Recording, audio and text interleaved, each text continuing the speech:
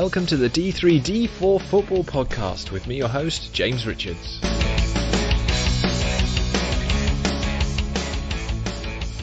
Right, hello everyone, welcome back. It's season 2021-22. We are D3D4 Football covering League 1 and 2. If you're a new listener, welcome. If you're an old listener, welcome back. I hope you all had a good summer. I'm sure most of us spent it looking for notifications on our club's Twitter page to try and garner who they're going to sign, what they're going to look like in the new season. It's the best time of year because basically you can still have all that hope in your heart. And like even Oldham fans, I include in that, Chris, eh? Yeah, indeed. Silence from Chris Stringer. We have quite literally got hope this season. You have actually, literally. But like I said, it's the hope that kills you, so... Is that a good thing or a bad? He's already got a joke going. Oh. Yeah, it's too early for that. Right, before we do start, let's get the housekeeping out of the way. Welcome back to all our patrons. Big thank you to you guys for supporting us over the summer. You can become a patron of D3D4 for, get this, as little as £1 a month. It's as simple as that. You can go to our Patreon page and help us keep the costs of these podcasts down by just joining on. And great to have you on the team. Those who've done it for several seasons now, we really appreciate it. These podcasts are preview podcasts. 1 to 24s are being brought to you in association with The Big Step. We're delighted that they've joined on board with us. Basically, it's to tackle gambling advertising in football. I think all of us on this podcast, and probably most of the listeners, will agree that football has become saturated with gambling adverts. Bookmakers are sponsoring football club shirts, ad hoardings, podcasts, articles, blogs, you name it, they've got their paws on it. It's something to be wary of. And I've become pretty sick of it. I'm pretty tired of it. And so go and follow The Big Step. You can find them at _Big Step on Twitter. They do great work. You know, the idea that kids are being influenced hugely by football.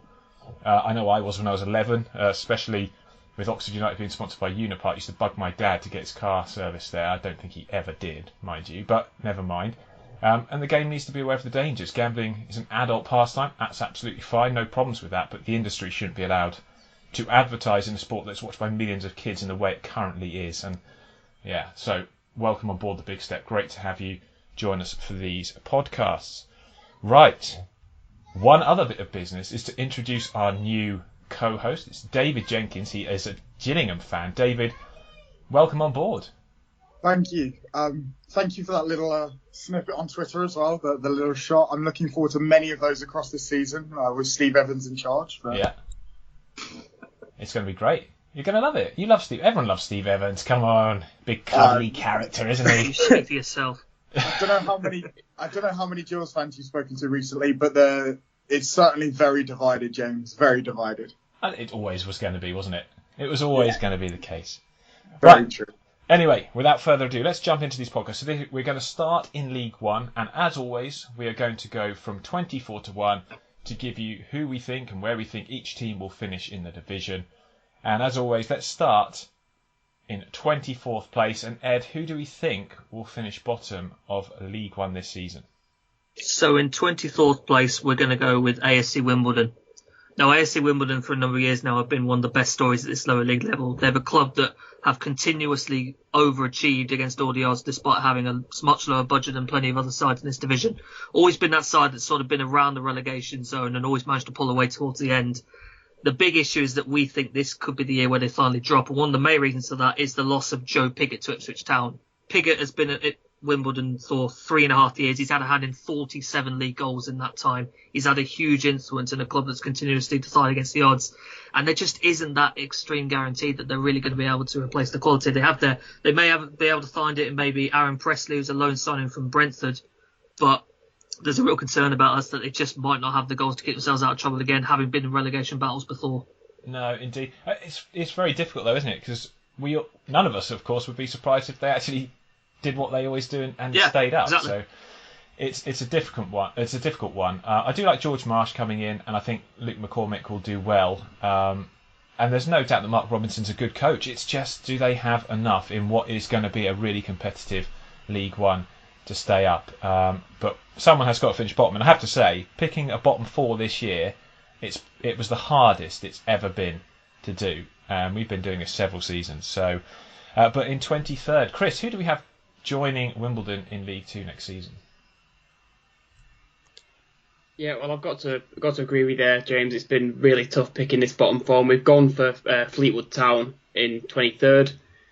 It's a well-run club, but they're lacking a little bit of quality, and especially with the strength of the league this season, I think it'll be really tough for them. A lot of young players are on the squad, and I think bringing in the likes of Anthony Pilkington adds a bit of experience, and Simon Grayson is a good manager. So there's nothing to say that they can't. They're destined to finish in the bottom four, but I expect it to be a difficult season for them. Yeah, and I'm not completely sold on Grayson. Indifferent spell at Blackpool, awful at Sunderland.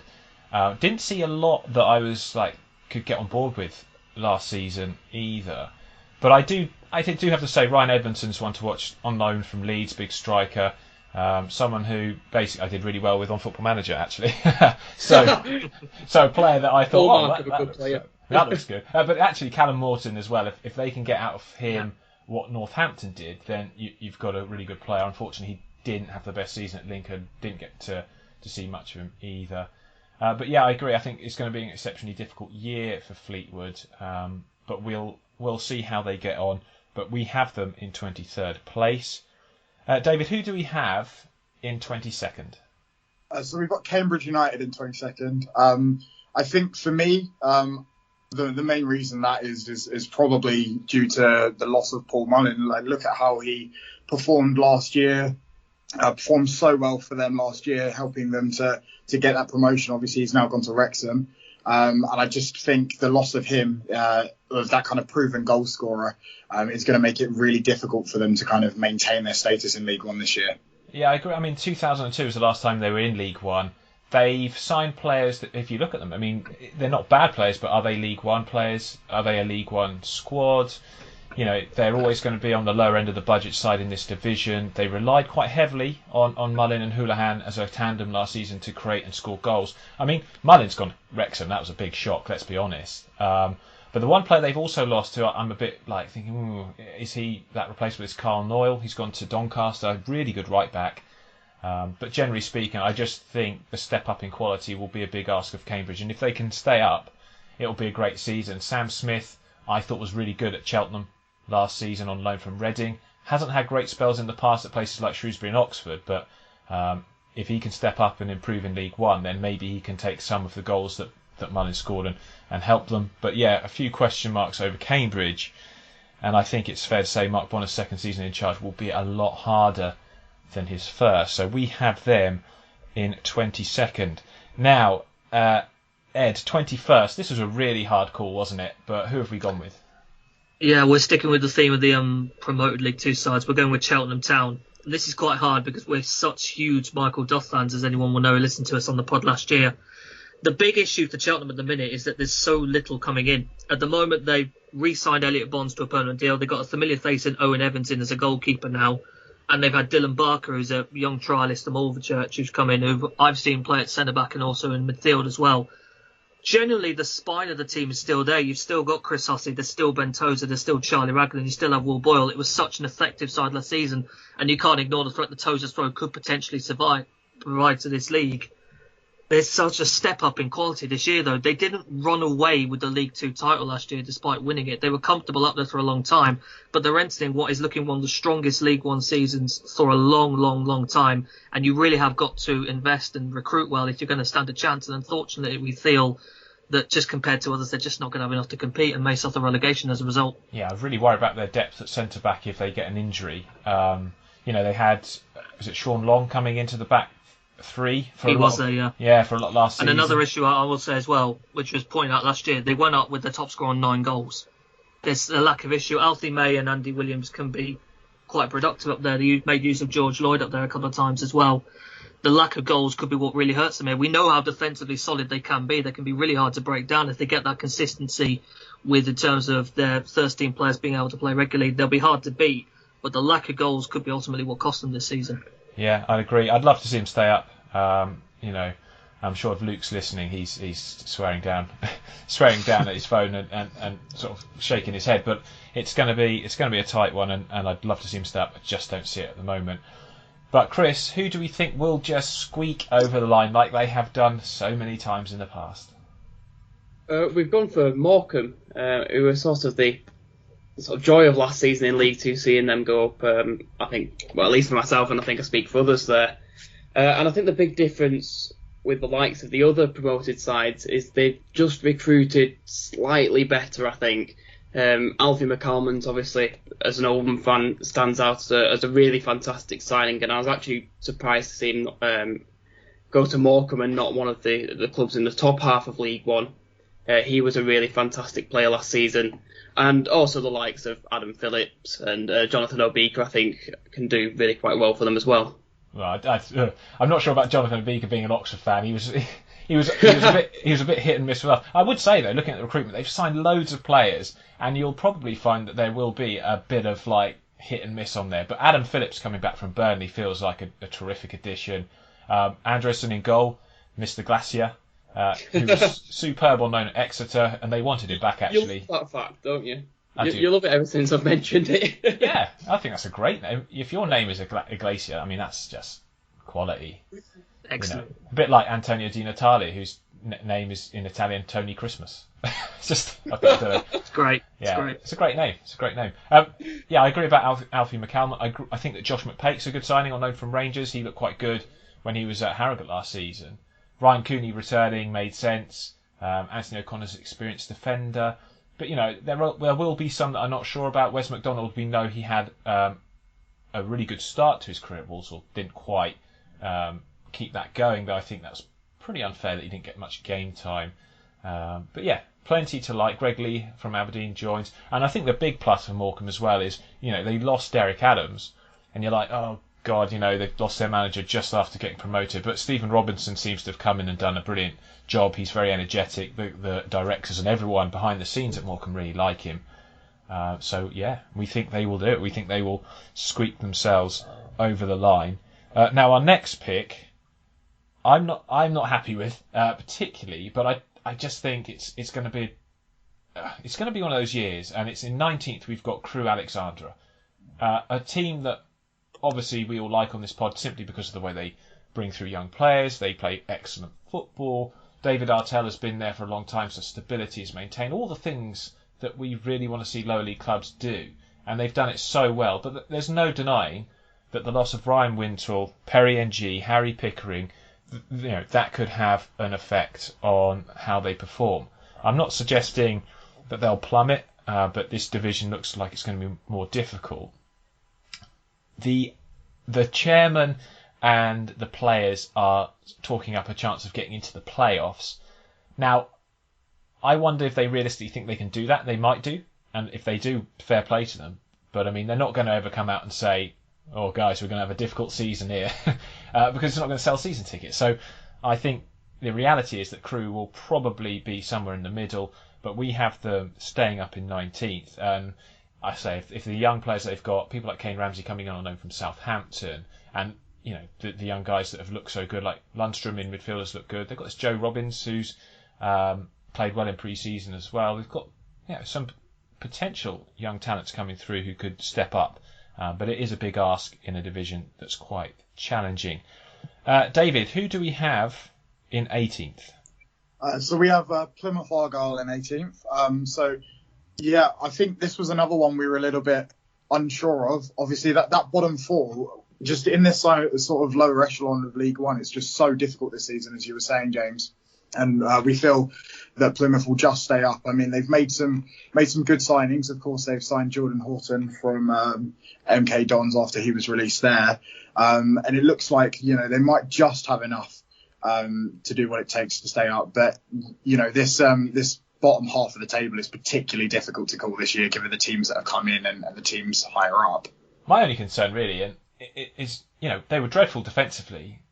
I was going to ask you this, Ed. Do you think they've upgraded enough? I mean, they've signed a lot of defenders, but do you think that will have the stabilising effect to be able to push them up the table like their fans are hoping?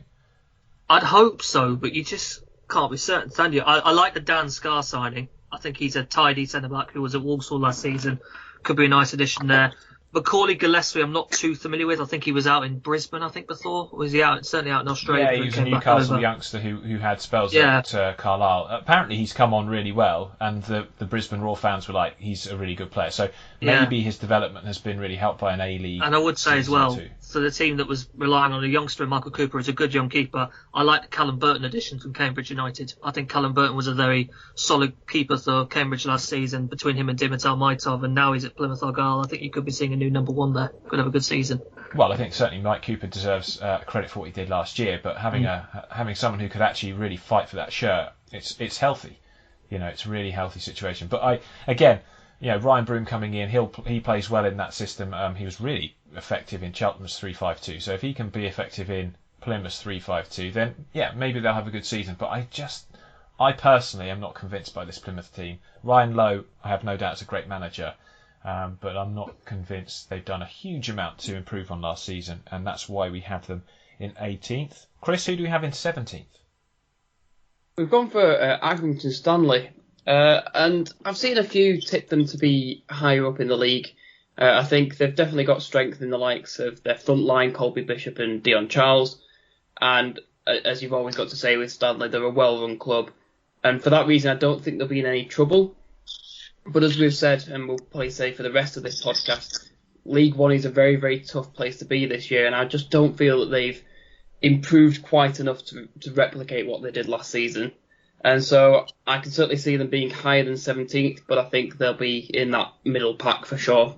Yeah, agree. And I think the thing with Accrington is you're relying on their players who did really well last season to not drop their levels one bit. And you're relying on quite a lot of the youngsters that they brought in, like Liam Coyle, Joe Hardy, a player I really like, by the way, and James Trafford. All these guys coming in, you're asking them to really have an impact immediately. And it doesn't always happen.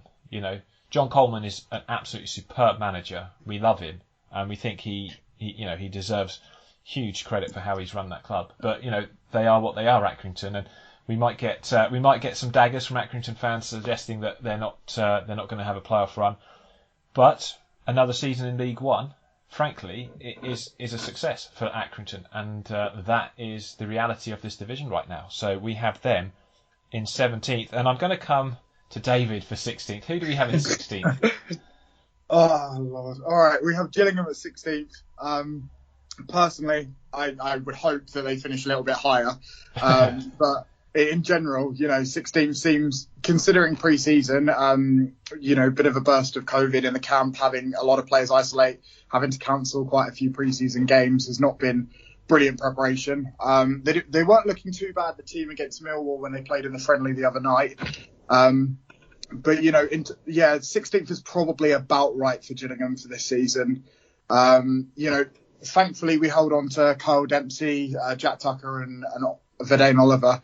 But obviously we knew that we were going to lose players like Graham and Conor Ogilvie not signing a new deal. He has been trialling with the club. But he's on trial with the club he left. That's great, that is. He is, yeah. He for the last couple of friendlies, he's been playing as a trialist, and they've been joking around and giving acronyms and stuff, because obviously they can't say his name because he's not currently registered. So, yeah, I mean, hopefully he'll sign. He's been very good for us since we signed him from Tottenham. But of course, like with the preparation we've had so far this season, or lack of, should I say, and arguably for me, still an issue with. Well, obviously, if Connor's not signing, then we've still got to find a left back from somewhere, with Tom O'Connor going to Burton, and needing probably a different option at striker. Given definitely, I agree. Yeah, given that obviously we've got Verdane Oliver, Akinde is probably at this point he's probably on his way out, I would imagine. It's a big task, very competitive season. I'm kind of glad. I mean, mixed rumours in terms of Max Amer, but I'm quite glad he's back. If he can show the same form he did in the 1920 season, and him and Jack Tucker can have the same partnership they did then, that could be very exciting. Very exciting midfield as well, with the additions of Danny Lloyd and obviously Ben Reeves from Plymouth. The midfield's pretty packed, isn't it? It's like some good players in there. It is, and then it's quite nice as well, actually, that in terms of goalkeeping, Aaron Chapman, former Peterborough man, we've got Jamie Cumming on loan from Chelsea. It's nice to have that competition. I mean, last year we just had Jack Barnum, and then we basically signed a keeper to sit on the bench for the latter half of the season once we'd once we'd sold Joe Walsh. So, it's going to be a tough start to the season, especially with a season opener against a squad like Lincoln. But hopefully we can push for higher. But yeah, at the moment we see them in 16th. In 16th, yeah. Jamie Cumming, I agree. Great signing on loan from Chelsea. Excellent at Stevenage last year. And people forget Aaron Chapman was the goalkeeper for Accrington during their title. Was it their title winning season at Accrington? He was there, yeah. Yeah. He was him. He was good. He was very good. So yeah, I agree. That's a pretty good tandem in goal. Right, Ed, in 15th, who do we have in 15th?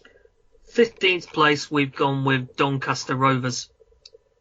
This is a side that's kind of on its way to building something special. We love the appointment of Richie Wellens. We know how good a manager he can be, and it feels like there's a squad here that maybe is on its way to building something very special. The signing of Carl Noyle is one I personally really like from Cambridge United. I think he's an excellent attacking fullback. I really like the Ben Close addition in midfield as well. That's outrageous. To add to what they've already got. Free. Yeah. For free. Yeah, I know, and you've still got Sergio Canabiri there, still Omar Burgle, there's Tom Anderson. They've added Roshan Williams in, Jordy Wheeler's in, they've still got Matt Smith on loan from Arsenal, I believe.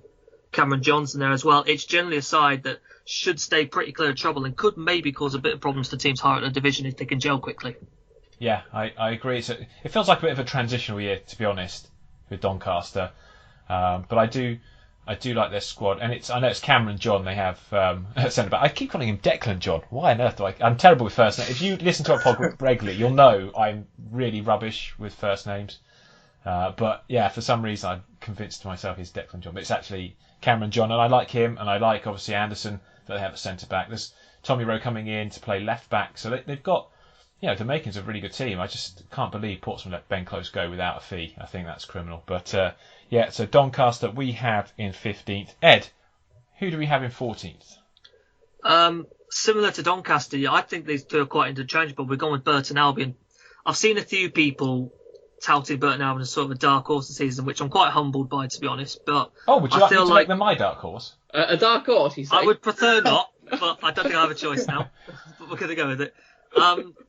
What Burton did under Hasselbank and Mara in the back end of last season was incredible. I don't think anyone saw that coming to get themselves out of trouble as quickly as they did. And there's just really positive recruitment. They've decreased the average age of the squad. They're bringing in people who are either approaching their prime or entering their prime or currently in their prime at the moment. It feels like what they're building here is a sort of 2 to 3 year project where they could really compete and certainly be competitive in this third season, but progress from there. I've seen Ellery Balcom arrive in goal as I think of potentially a starting goalkeeper. I like the Amari Patrick signing from Carlisle United, Thomas O'Connor and Connor Shaughnessy. There's a lot of players in this side who can operate in sort of midfield and defensive roles. A lot of versatility in this team, which can prove really useful.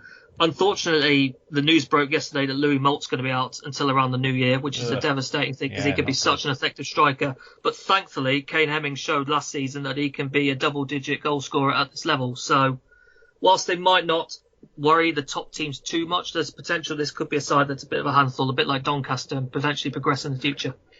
Indeed, I like it, and the second best team in yellow being in 14th, that suits me just fine. Right, moving on to 13th.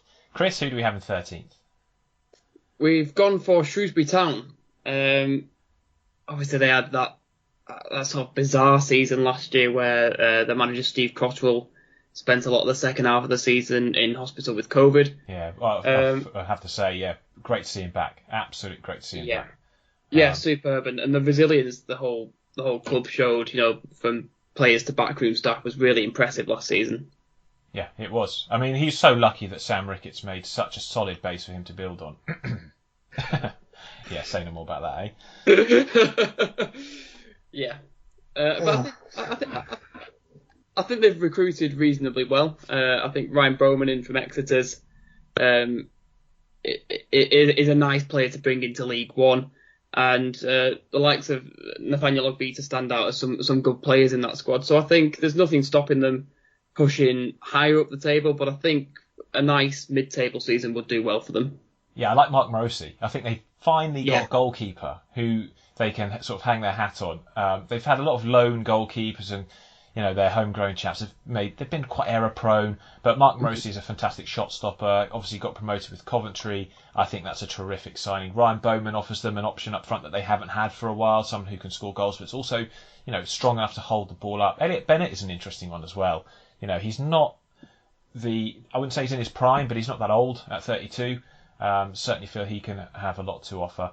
And you say Ogbeta. I mean, Ogbeta's agent needs to be wrapped around the arse with a ruler or something, man. The guy's an absolute tool. He's been ringing up every Championship club trying to engineer a move for a left back who's played 25 first team games in League One. This kid is hugely talented, but he needs to stay at a team that will play him regularly. That's it, and you see it so often with players effectively getting lost in the Championship and the Premier League because they've jumped up too early. And I think League One is a fantastic place to develop a bit of strength of character and physicality, but also playing against sides that will come on too higher up the table, I think does them a lot of good from the technical side of the game as well. Yeah, and he's going to have some pretty stiff competition with Luke Leahy and George Nurse already there, and that's only going to benefit him as well. Yeah. So, but yeah, Shrewsbury Town sat there at the moment in 13th. Who do we have, Dave, in 12th? So we've gone for Bolton Wanderers, the best of the promoted sides in our opinion. They look like they've done some good recruitment, to be fair, to get Joel Dixon from Barrow, signing him on a 2-year deal. Had a decent season with them last year. Yeah, they needed a goal. I mean, I was worried that they'd go with Mac Gilks again, but they decided against it. To bring in Bakayoko with the season that he previously had when he was at Coventry as well in League One, like very experienced at this level. So that's a really good signing for them too. And to bring in ex Arsenal man Xavier Ameche is a big one for them too. For him to come over from Hamburg on that 6-month initial loan is a good deal for them too. So we think that they're going to be the best of the promoted sides that are coming up this year. Yeah, and they're one I wouldn't at all be surprised to see them do a lot better actually. Yeah. Because they've come up with a distinct playing style. And I think if you have an identity when you get promoted and you keep to that philosophy, a bit like Luton did under Nathan Jones, you can go a long, long way. But I do agree. I think Xavier Amachi is a good signing. And he took a pay cut to come and play for Bolton because I think he realised I'm playing in a side that plays progressive football. It's going to be good for me and my career. Will Ameson's a good option at centre-back, gives them someone who can play the ball out, a bit progressive. Declan John returns after a good spell. They've got Josh Sheehan in Josh Sheehan is a player that has been in League Two and been a Rolls Royce in League Two for a long time. So having him in the midfield, and midfield, Ed, which I'm sure you'll agree, is probably their strongest position. Oh, it's between, I think I would go for that, yeah. You think that they've got Kieran Lee still there, they've got MJ Williams, they've got Anthony Sarcevic. I mean, Josh Sheehan as well, yeah. Yeah, Josh Sheehan. I mean, it's just a lovely midfield to have. So, yeah, and I don't know a lot about George Johnson coming over from Feyenoord, but it's an interesting signing, and I think Ian Eva has now got a side, that he will be able to start the season with in a bit of style and with a bit of confidence. Whereas last season, they did a lot of changes and some of them worked, some of them didn't, and they had to rescue it in January. But yeah, Bolton, we have them in 12th. Chris, who do we have in 11th? Yeah, we've gone for Portsmouth, which is probably disappointing for Pompey fans to hear. But it's really concerning now that we're getting to within a week of the start of the season and they're still looking very thin on the ground, especially in that midfield area. And when you compare them to some of the other big clubs in the league, they've not been splashing quite as much cash, which isn't always, the key there, but we do know it helps. Looks like they've been, actually, to be fair, it looks like they've also had to sort of cut some of their budget with the players that they've allowed to leave. Yeah, I think I've heard some murmurings about the owner not wanting to spend too much money at the moment because I think they've spent a bit in recent years and it's not paid off in the way that they'd hoped. One really exciting signing that I think could be important for them is Graham Adhame. I think I've pronounced that correctly. I think it's Ghassan Adhame. Oh, is it? Why have I got Graham here? Is that that'd be quite an interesting surname for Moroccan called Graham? That's quite good. I think that's auto-corrected in my Word documents. He scored a lot in pre-season. I think while he was on trial, he scored 7 goals, which is always a good way to introduce yourself to the club. Coming in from I think Norwich. Yeah, from Norwich. So he should be an interesting signing this season. But yeah, we've gone for Portsmouth in 11th. Yeah, I trust Danny Cowley hugely. I think he's a great coach, but this is a bigger rebuild than I expected him to have to undertake this summer. Gavin Bazuna good goalkeeper. I think someone who can, play out quite well. Pompey fans are very hot on Sean Williams coming in from Millwall, but 34, is he really going to be the player that drives every bit of your creative play? I'm not convinced. He didn't excite me when I saw him come in. I mean, I think he's a good character to have around the place, but I don't see him as the saviour. Indeed. Right, body armour on. In 10th, we have Sunderland. And I think that's a fair place to stick them as we are recording this, because I've been criticised for being too positive in my written preview, but there's a lot of gaps to fill in this squad. Frankly, they have I think 9 players have left. Maybe it's as many as 11 actually, but they've lost their scorer in Charlie White, 30 goals, and they've only got Stewart, who can maybe step into that role. But again, not 100% convinced. Calum Dodd is a supremely talented young centre back, 17-year-old coming in from Man City. He's not. I don't think he's 18 until like October or something. So, really a lot on his shoulders at the start of the season. But they just. He's the sort of player that Johnson would bring in at Oldham and work really, really well with. So I think that could actually be a real gem for them. Yeah, he's played really well in pre-season. Fans love him. There's not much depth. They don't have any full-backs. Denver Hume hasn't signed his new contract and he's still injured. So that is a worry. And, they haven't signed the strikers or the attackers to score the goals. The good news, though, I think, is Luke O'Nien and Aidan McGee. They've signed new deals. But Ed, there is a lot of work to do here, isn't there? Yeah, there is. We're in this part of the table, we should stress, where there's quite a lot of flexibility. We're expecting an incredibly close playoff race, potentially even promotion race this season. So we're not ruling Sunderland out of this in any way by putting them 10th, but there is a huge amount to be done in what's still a relatively short amount of time before the window closes. Yeah, indeed. I do like Lee Johnson, though. I know people say he has not got a team promoted, but I do like the way he plays football. And I think he'll be all right. But at the moment, yeah, a lot of work to do, but some positive signs to build from, perhaps. We have Sunderland in 10th. Who, Ed, do we have in 9th? 9th place, we're going for Rotherham United. Rotherham have been a team that have been able to kind of, to use the term, yo-yo between the Championship and League One for a while. They've been a team that's been slowly progressing and slowly being able to compete a bit more in the Championship time after time, but continually falling short. This could be the year, though, given the strength of this league, where they fail to go straight back up at the first attempt. They've lost a couple of notable players. They've seen Matthew Olasunde's gone to Preston North End, for instance. Clark Robertson's gone to Portsmouth. The loss of Matt Crooks to Middlesbrough feels a particularly notable one to me. I found him a really impactful player at this level.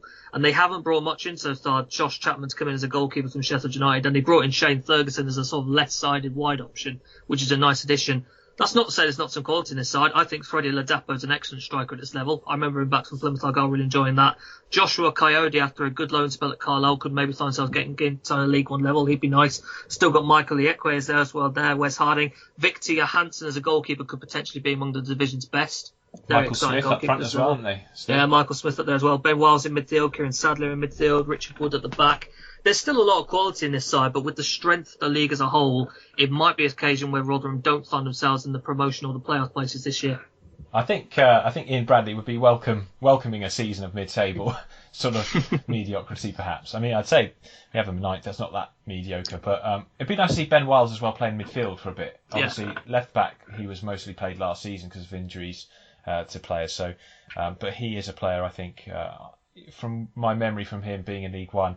Season before last, he was really, really promising. So there we go. Rotherham in 9th. In 8th, disgraceful, frankly, that we've got them in 8th. They should be top of the league. In fact, they should be top of the league above. But we're going with Oxford United in 8th. Absolutely fantastic team. Lovely new kit. I mean, why do we not think they should be higher, frankly? I don't get it. But in serious terms... You're taking this out on the edit, right? No, this is staying in. This is serious stuff, man. I mean...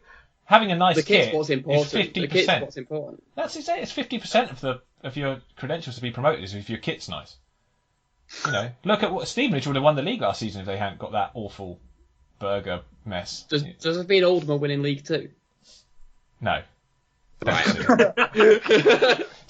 Steady on. But anyway, Oxford United. Yeah, we think we're going to be close to the playoffs, but maybe just missing out. My big concern before I get onto the positives, is we don't have any centre-backs because Rob Atkinson has left, gone to Bristol City for a measly 1.6 million. I'm sorry, I just wiped the tears away. Another great centre-back robbed in the summer. We had Rob Dickey last season.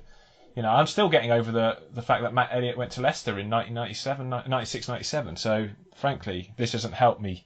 I wasn't alive then, James. You can't still be upset about something that long. I can. My PE teacher came to tell me while I was in school, by the way, Matt Elliott's gone to Leicester, and I made my parents come pick me up. Outrageous. Yeah, it's not funny. I've had therapy over this. Anyway, no, back to the seriousness. Oxford United, a really good progressive team under Carl Robinson. He's had some time to build this team now. I do like Marcus McGuire joining on a permanent deal. Really good midfielder. Ryan Williams, Billy Bowden should both improve the side. Gives us more attacking options after Shadipo has left. Obviously lost out on bringing him back on loan. Steve Seddon comes in to replace Josh Ruffles. Again, Josh Ruffles, what a player. Oxford fans love him. But he does deserve his chance in the Championship. I don't think anyone will begrudge him that move.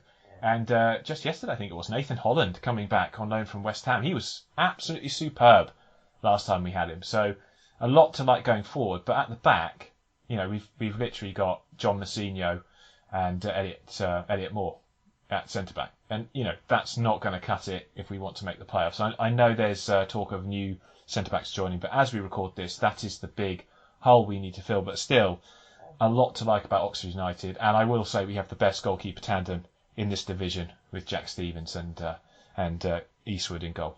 Really like those two. So there we go. But yeah, at the moment we have Oxford in 8th. Who do we have? David, who do we have in 7th? So we've gone for Wickham in 7th. Obviously back in League One after a season in the Championship. We think that they're just gonna miss out on those promotion places. Obviously, as other people have said, it's very chop and changey up here at the top, but this is how we feel as of right now. I mean, Gareth Ainsworth has done a great job there. Not quite enough to stay up last season, with it being last day of the season. That unfortunately not quite staying up. But they've made some good signings with Sully Kaikai from Blackpool. And Jack Wakely coming in, the former Chelsea Academy player. And of course, most noticeably for me, Sam Vokes coming in from Stoke as well. Obviously, a number of their players have kind of stayed within the Championship. But yeah, we still think that they'll have a very good season back in League One, but maybe not quite enough to get into those playoff places. Yeah, the kit's not quite good enough. That's simple. No, but Uche Ipiazu's gone to Middlesbrough as well. So if you're going to replace him, Sam Vokes does feel like a sort of good replacement. And Gareth Ainsworth got to be the kind of boss to get the most out of a player who's struggled, let's say, since he moved to the Potters. But yeah, a lot to like about Wickham, and I'm still not forgiving them for winning that playoff final. But, yeah. It's a scary thought, really, when you consider you could have Akin Fenwar and Sam Vokes as the two strikers for them this season. That is quite a scary thing. And Joe Jacobson putting the balls in as well. Oh, no thanks. Yeah, what's still going on between is Wickham and Derby still arguing about who should be in League One? I think that's come to an end now. I hope it has. This is ridiculous. Because I saw something. It's going back a few weeks ago, to be fair, where they were talking about releasing parallel fixtures for the two clubs. Yeah, I think Derby's place in the Championship has been confirmed, although seeing the state of the club at the minute, they're not going to be in that league for long. Yeah. Well, yeah, Wayne Rooney talking about injuring his own players as well. Yeah, well, he's talking about not having enough. That's quite funny. He doesn't have enough players, so he injured one. That's just great. Yeah, really good idea. Right, so Wickham we have in 7th, back with us, and it's great to have them back with us. In all fairness, in League One. So 7th with Wickham. Right, we get into the playoff places. Ed, who do we have finishing in the first playoff berth? So 6th place, we've gone with Sheffield Wednesday. This is one that I think there's going to be quite a lot of opinions about what Sheffield Wednesday could be. We're looking more ahead to what they're going to look like at the end of the window, certainly compared to what they look like now. They have lost quite a lot of people, certainly over the summer, to other clubs, and there's a bit of uncertainty maybe about what it could be, but all the ingredients are there. They've got Darren Moran as manager for a start, who was so good with his Doncaster side last season, but thought he took over a Sheffield Wednesday side that admittedly were in trouble. He could potentially build a really nice side there. I look at Barry Bannon if he stays, and I'm going to go out there and say he's the best midfielder at this level. Yeah, I think he's the best player for dictating the tempo. His range of passing is excellent. He's just such a cool player, and it could really still be playing the Championship now, so it's amazing they can keep him. There's not been much in terms of signings at the minute. They've brought in Dennis Adiran from Everton, Jayden Brown's coming from Huddersfield, they've got Jack Hunt from Bristol City.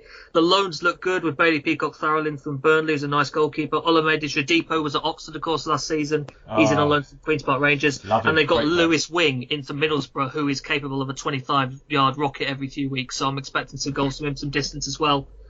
This is generally a side that still needs a lot to build, but if they can keep what they currently have and add to it, there's no reason why they couldn't go for a playoff push this season, certainly. Yeah, and I also think if you've got Iafora coming back from injury, he's way too good for League One, as is Luongo, who, again, had injury issues last season. So they've got players that are already better than this level. It's not enough, but they've added to it. And if you know, Shadipo's a great player. I loved him at Oxford last season. Yes, he is frustrating Sheffield Wednesday fans. You will find that he drifts out of games on occasions, but just suddenly he'll do something magic and you'll just forgive him. You know, he's such a good player to have. So great pick-up on loan from QPR. And we put a lot of faith in Darren Moore, and that's why we have Sheffield Wednesday in 6th place.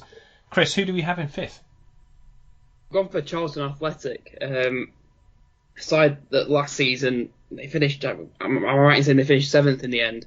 And after what was such a horrendous summer before that, I think it's sort of underappreciated what an achievement that was. Yeah. I think James would never forgive me if I didn't mention their manager Nigel Adkins. Really, really fantastic coach and such a positive character to have around the place. And look, they didn't need to add too much, but looking at the signings they've made, they've signed really well. To the joy of Portsmouth fans, they brought in Jayden Stockley, he's a really, really exciting attacking player. But also the likes of Akin Famewo and George Dobson, I think, will do well for them as well. Yeah, and I think if you're going to lose Ben Amos, who is a big loss, you've got to replace him with someone in goal who's going to fill that void. And in Craig McIlvray, they've done that superbly. Yeah. I just think Jayden Stockley will get the best out of everyone. He's such a good striker. I think he backed himself in terms of wages. He was offered more wages elsewhere, but he wanted to play for Charlton, so he backed himself by getting bigger bonuses based on performance. So he's backing himself to do well, and that's always a good sign to have a striker who's has confidence in his ability. They do need a bit more, I will say that, but they also have a lot of good youngsters coming through. And if you've got Nigel Adkins as your coach, then it's going to be a great season. The first time that they've had a season with fans back at the Valley, with a new ownership, with a manager with positive nature, and a decent squad to build around. And we've got Charlton Athletic sitting in 5th. Ed, who do we have in 4th? In 4th place, we're going with Milton Keynes Dons. And I think I've seen recently all the talk last season with Russell Martin was about trusting the process as MK Dons stands. And now a lot of people believe it's about realising the process and seeing what they have, because they have built a very, very exciting side here. You've still got Zach Jules part of it. Josh McEachran's confirmed to be part of it still. Matt O'Reilly's in there. Hiram Boateng's in there. David Kasumu's in there. It's the signings in particular, though, that really catch the eye. Do you want a drum roll for these, Ed, at all? Yeah, we could go through it if you want it. Yeah, I'll do it on my leg, so... Okay. Go. Okay, well, just kicking off with Scott Twine in there as well, who, of course... had this reputation to just scoring outrageous goals from distance. He's also proven himself, though, to be a number 10 that can provide goals in and around the penalty area, which is exactly what we want from an attacking midfielder, especially now they've lost Scott Fraser to another team in the division. He really could be the key creator in the side, and he's got the people to put it away. They've got Max Waters in on loan from Cardiff, who, if you saw him at Crawley last season, was absolutely prolific. He's the exact kind of guy where if you can provide the delivery, provide the balls into the box, he will put them away. This is an MK Dons team that will give you chances to put the ball away for sure. If they don't use Waters, they can play Troy Parrott in there instead, who's on loan from Tottenham Hotspur. They've got Ethan Robson added to that midfield on loan from Blackpool. Tenai Watson's a new addition as well. They've added Mo Issa from Peterborough United, who's really exciting as well. This could be one of the best upling sides in the league, and it really feels like they could end up in the playoff places. The only doubt we slightly have is that there's reports that potentially we could be seeing Russell Martin on his way to Swansea. That could potentially change the way things look. But if he's staying, this is going to be a very, very good team. It is, I agree. And for a guy called Scott Twine, he does pull things together really well. Max Waters, I would say, interesting thing about Max Waters, right? He scored loads of goals, didn't he, in that 3-month spell at Crawley? Yes. Didn't get much of a chance at Cardiff. So are we going to say that he's going to be the Crawley Max Waters that we saw? Are we confident? Because we haven't seen. I'd say it's a very small sample size. It's a great sample size in terms. It's a great. He did really well in that time, but I'm really intrigued to see how he does this season in a side that will no doubt create him chances. Like you say, Ed, he has proven himself to be able to score with his head, left foot, right foot. Well, I think back to his time at Crawley, what we benefited from was having people like Tom Nichols and Adrian Alexander that were happy just drifting out into space, pulling people out of position. So he was essentially the last man to enter the chances and able to drift into space that others have made available for him. So there's no reason why they couldn't do that. I could see Scott Twine potentially peeling off him to pull a defender out of position and potentially giving him the opportunity to get on the end of the cross and on the wide players. Mo Issa as well. People go at Mo Issa for his record, saying it's not great in League One. Well, actually it is. It's not bad. Shut up. Yeah, when he first went to Peterborough, people are looking at last season, but last season Peterborough had Johnson Clark-Harris scoring all the goals, so he wasn't really needed. He didn't get much of a look in. The season before, he scored something like, was it 13 goals or 16 goals in? I can't remember exactly the number, but it was a good number of goals at League One level, and I do think this is a good signing. I really do. And I mentioned the Dean Lewington as well, who's still going. He's going to be 38 next May, still going to the club, been there since 2004 pretty much. I think it's when the club started, to be honest. He's been as long as the club's been around, so he's been an incredible long servant to the club, and he could have a very successful campaign with them this year. Yeah, no, exactly. I completely agree. And how many appearances was it last? 700? Was it? He's played over 800 times for them. Blimey. In all competitions. Amazing. Incredible. Great servant to the club. Right, anyway, so MK Dons we have in fourth. David, who do we have in third? So we're looking at Lincoln City to be in third place, with Michael Appleton at the helm. I mean, what a manager he was, and what a great job he did for them last season. I just want to say, send my love to him and his family, obviously, for his recent diagnosis as well. Hopefully, that will get sorted out soon for him, and he's in a much better place. But yeah, Lincoln looked like, for us, they looked like they were going to improve on their fifth place last season and be at the top of the playoffs this time. They might have lost George Grant to Peterborough, which, he probably deserves to be playing at that level. But the fact they've brought in the likes of Teddy Bishop, Dan Lundeloo from Southampton, and brought in Hakeeb Adelakan, who was on loan with Rotherham, and then of course last season he helped Hull to promotion. I think it makes a very formidable team for this league with what they already had last year, and with Appleton at the helm, potentially higher than this, but I think third place is a very reasonable place for Lincoln to be this year. Yeah, absolutely, and I do echo completely your sentiments to Michael Appleton. What a man he is. Diagnosed, of course, if people aren't aware, with testicular cancer. He went to have an operation on that, and I'm hoping all has gone well. He was back taking the team in training. But it's just a reminder to all blokes listening to check your balls. It's important, and we shouldn't be afraid to talk about it, because it's clearly, something that's taken a few people by surprise with his diagnosis. It certainly did me. I was shocked. He's not that old either, relatively speaking. So something for everyone to be aware of. And I do think one thing that we haven't mentioned already, Chris Mcguire reunited with Michael Appleton.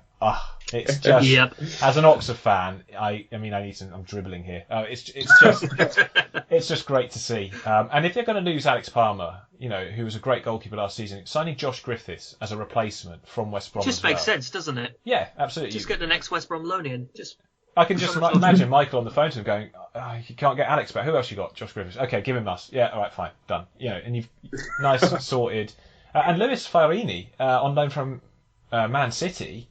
I think this is, have you seen the way this guy played? I think he was playing in the Dutch second division on loan last season, and he looked really, really good. I went and had a look at some of his clips. I think he could be like one of the underrated signings of the season. But the fact is that it's Michael Appleton and it's Lincoln City. Great club, great manager, great set of fans. So having them in third place. And this time, you'd be pleased to know, Imps fans, I didn't have to persuade anyone. I didn't have to fight this corner. Last season. I've learned from that. Yeah. So let's hope they don't let me down this season, eh? Right, Chris, we're moving into the automatic positions. Who do we have finishing, going up, but not as champions? We've gone for Wigan Athletic, which on the face of it, going from 20th last season to second is quite the turnaround. But, given the troubles they've had at the club, fair play to them. And I'm sure the fans will be really happy to see some of the signings they've made over the summer. I mean, Ben Amos coming in goal, fantastic goalkeeper.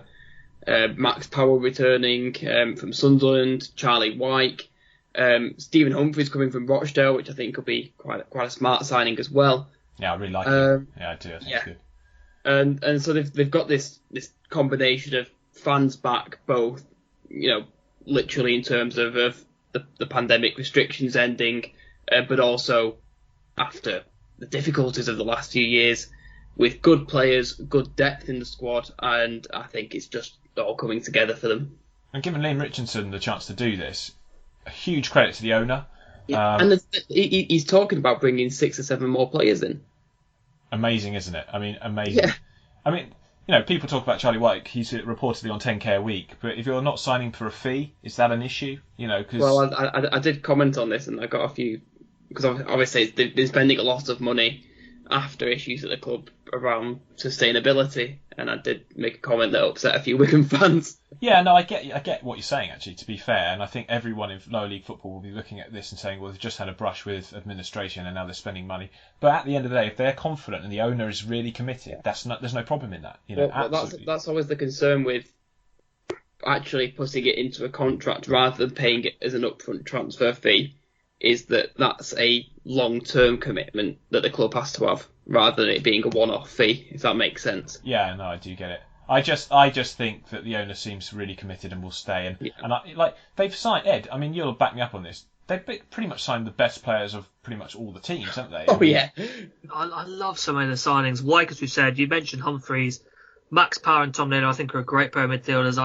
I absolutely love Tom Naylor. I don't think we really saw the best of him at Portsmouth, to be honest. He's so good at reading the game, can play in a deeper midfield role, or even at centre-back or out right-back, which you saw with Burton. I really like Jack Watmouth as well. I think he's a great centre-back. Again, for free. Exactly. Ben Amoson's a good goalkeeper. I like Cousins as well. Guion Edwards is a nice signing. Their recruitment's been really nice. If they keep this up, why not have a go for it? Yeah, my only concern is maybe depth defensively at this moment in time. That's about my only concern, because I think Jack Watmore is the only defensive sort of player that they've signed. But, you trust that they probably improve that. But yeah, great looking squad. Now, if you haven't worked out who we've got number 1, then you're not listening hard enough. But who, Dave, have we got number 1 for this season in League One? So going up as champions, we have Ipswich Town. Of course, with new owners coming in, things changing there. It seems that Paul Cook and the rest of the team there are very keen to splash the cash. With Scott Fraser coming in, as we mentioned earlier, Joe Pigott coming in, Raheem Harper, who was, of course, on loan at Birmingham last year, and a signing I never thought I'd see in League One, to be honest. George Edmondson, what a signing from Rangers. I really, really think that they're building something very strong under Paul Cook there at Ipswich. And for us, we believe that they're going to be the ones that go up into the Championship next season as League One champions. Yeah, so much to like about this team. I think Paul Cook is one of the key reasons we like them. Yep. He's such a good manager. He's such a good manager. He's got teams promoted at every level. Chesterfield, Wigan. He's had a great record wherever he's been. Portsmouth. He is a really good coach. Firstly, but now he's backed up with owners who are ambitious. They've got a clear recruitment plan. George Edmondson, I agree, great signing. Fridge. Yeah, exactly. He's so cool under pressure. I assume is that. Oh no, that's Rangers fans said he was built like a fridge. Built like a Fair enough. Go. I'd say to Ipswich fans, go and watch Rangers game away to Portuguese side. Who was it? He had a great game against. What name Portuguese? I think it was Braga. Braga, that's the one. I think I'm right. Yeah. Hero. Was that the Europa League game? Yes. Yeah. Wait, he scored in that one, didn't he? Yeah, he was man of the match. He was superb. Yeah. And this is against the good Braga side. He was absolutely. Brilliant. Go and watch that highlights. It's not quality that he's leaving Rangers for either. It's the issues of the last year around COVID regulations. He had a couple of issues around, but in terms of quality, I think Rangers would be keeping him. Yeah. I think it's just phenomenal that you can have a player that's gone from playing in the Europa League to next season playing in League One with Ipswich. He went from playing Oldham and getting relegated with Oldham to playing in the Europa League. He wasn't like that. He didn't get relegated the season he left, though, did he? No, he had another season in League Two after that. In which he was superb. He did. But they've also signed Vladimir Hladky, if that's how you pronounce it, from Salford, who was by far and away the best goalkeeper in League Two, and I think he's a Championship level goalkeeper. I agree. St Mirren fans will agree with us. He's joined and to give Thomas Holy a real run for his money. I actually would have Hladky over Holy personally. Oh, if you saw Holy in the friendly against Colchester recently, you definitely have Hladky. I think some Ipswich fans will know what I'm talking about with that. Oof. And they've also got Connor Chaplin coming in from Barnsley. That's a great signing. That's so good. But Joe Pickett as well. Yeah, Joe Pickett. Great signing. And Joe Pickett scores goals, but he works hard, doesn't he, as well? He's just like, yeah. And Macaulay Bonne on loan. And Wes Burns with just pure pace Wes as Burns, well. I didn't even remember Wes Burns is there. This is how good their recruitment's been. This is not right. Should we just extend the podcast to talk about Ipswich a bit? I don't know. I think we'll be doing that this season, to be honest. Yeah, no, Ipswich, I think, if they don't finish in the top two, I wouldn't say it's this disaster. There's no big... It's not been one of these panics because, of course, last season they were nowhere near the playoffs. And I think that was a good price to pay for the changes that then took place on and off the pitch. Yeah. But I think if they don't finish in the top six, it will be an unsuccessful season. But I just think Paul Cook with this group of players should do really well. And they are the team we have as champions. So there you go. Hope you've enjoyed listening to our 1 to 24 predictions. Welcome to all our new fans who are listening to this. Again, we'll be producing podcasts throughout the season.